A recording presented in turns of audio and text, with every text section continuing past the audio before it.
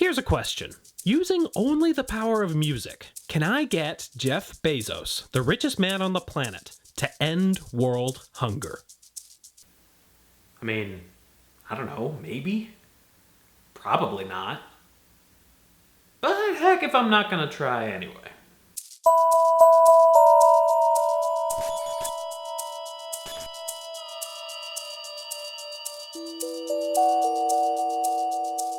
So before I attempt to create a piece of music that by itself will convince Jeff Bezos to end world hunger for good, I should probably establish something first. How exactly can art change the world, if at all? I mean, global warming isn't gonna pump the brakes just because I wrote a song about how stressed out it makes me, as metal as that would be. But I think what a song or a painting can do is reach into our imaginations and change the way that we think about our world, about ourselves, and about other people, which by extension surely affects our values, our choices, and our relationships. Acclaimed writer Alan Moore says that this special power of art is literally where the idea of magic comes from. He says, if you can manipulate your own consciousness, and perhaps that of others, which is surely something that all artists are trying to do, then you will have effected an act of magic.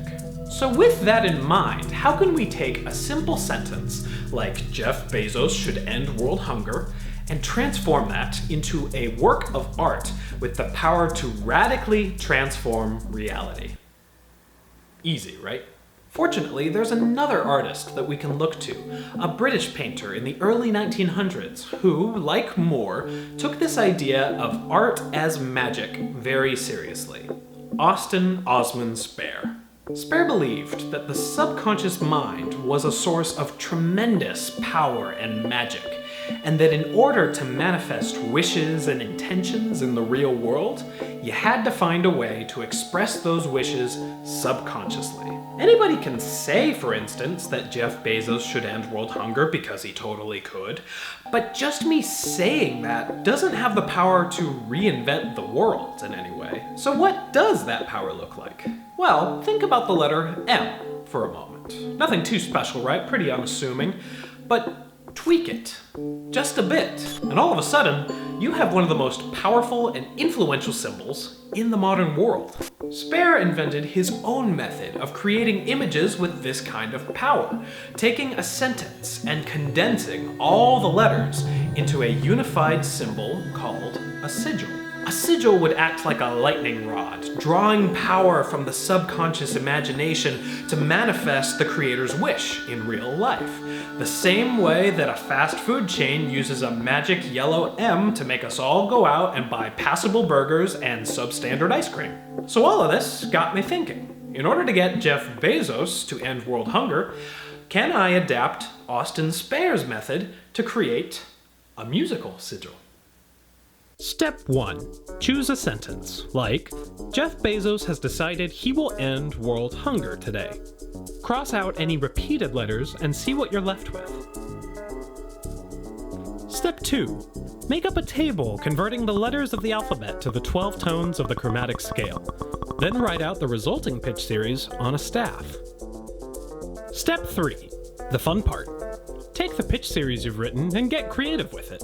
I decided to write the sigil for a trumpet quintet, 1 solo voice and 4 accompaniment voices. I wanted it to sound sardonic and maybe even a bit nasty, so I made all the trumpets muted, tossed in a dash of bitonality for some extra crunchy dissonance, and then shamelessly ripped off some of Rachmaninoff's symphonic dances. Then, because the sigil is such a short little piece, I swapped and repeated a few of the pitches near the end of the series to drive towards a satisfying final cadence. So, what's it sound like?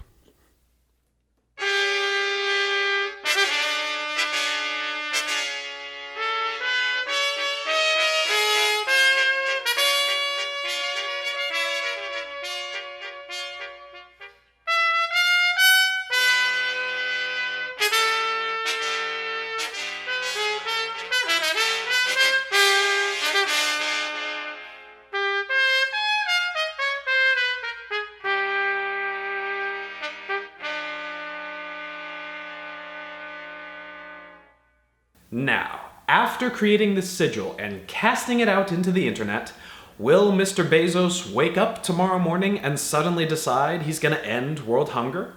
Well, I don't know. I hope so. But even if he never sees this video, maybe it'll mean something to somebody else, and then maybe they will go out and create their own work of art that totally transforms another person's worldview. There can be so much power in a small, self-contained work of art, and while you can use that power to speak for the common good, there are also those who will twist it to take advantage of people. So if artists want to change the world for the better, maybe what we should be doing is creating new symbols and new anthems for people to get behind, making songs, poems, paintings, books, and gestures and dream worlds that wake people up and inspire them to work towards the good of all humankind. And who knows what'll happen next? I mean, it would be a real shame, wouldn't it, if all of a sudden all the musicians on the internet started creating their own musical sigils, compelling the richest man in the world to stop abusing his workers, redistribute his wealth, and, end poverty. That would be awful, wouldn't it?